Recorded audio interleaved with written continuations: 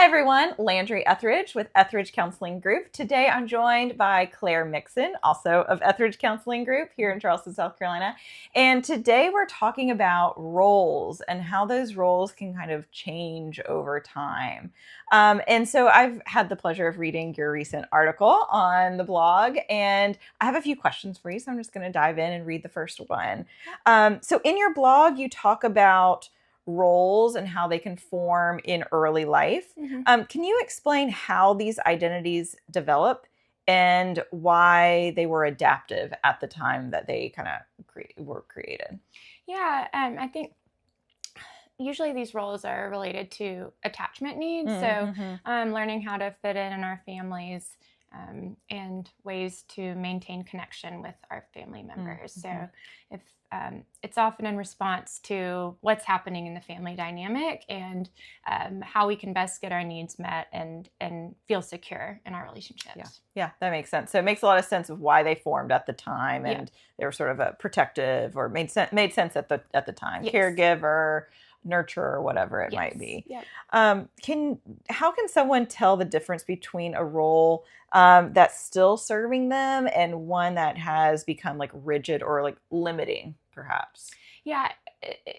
When a role is limiting, you may start to feel resentment in relationships because you feel like you can only show up one way, or else people don't want to interact with you, or they expect too much of you.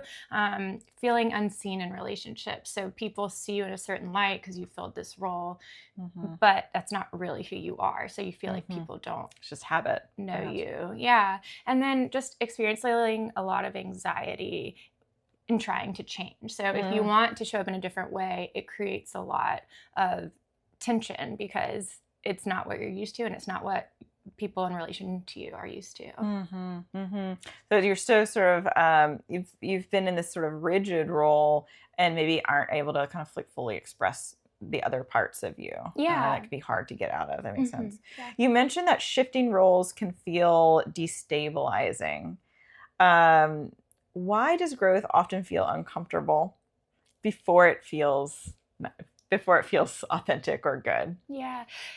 Well, often what feels most comfortable is just what we're familiar with. Right. So even if it's not working, even if it's causing problems in our lives, it's what we know. And so it feels comfortable. And anytime you make a change and start to shift that behavior, there's gonna create some growing pains. Yeah. There's gonna cause tension with other people and also within yourself, because you maybe feel like you're doing something wrong, or you're letting other people down, or it's just a lot of change, and that doesn't mean it's wrong. Just you have to be okay, learn to be okay with the discomfort as you're going through that process. It makes me think of every time I clean my bedroom, it seems to get a lot worse before it gets better. Right? Yeah. Sometimes those growing pains are uncomfortable and painful, but what's on the other side can be better and more freeing, even if it doesn't feel like that in the moment. Yeah, exactly. My last question for you is, what does releasing a role actually look like in real life? And what are some practical examples of expanding your range instead of sort of like self-abandoning who you are at your core? Yeah, so it's a largely internal shift. It may not be this big dramatic change. It happens in increments. And at the root of it, it's learning that you can maintain connection with other people without being in this rigid role. You can show up differently and still maintain safety in those relationships. Some examples you mentioned earlier, like there's the caretaker, or is a role, the peacemaker, the achiever. All of those are different roles that show up. So developing flexibility in those roles is kind of what it looks like. So if you're the achiever, like learning to tolerate not being the best at everything. If you're the peacemaker, being okay when there's conflict around you without feeling you have to solve it. If you're the caretaker, being okay with saying no if someone needs help but it doesn't work for you. So kind of just retraining yourself that you don't have to show up in those ways if it's not serving you. It can be very hard when you've been operating one way your whole life. Yeah. it can feel scary to say no, Mm. or to let yourself fail, quote unquote, fail at Yeah. something. Yeah.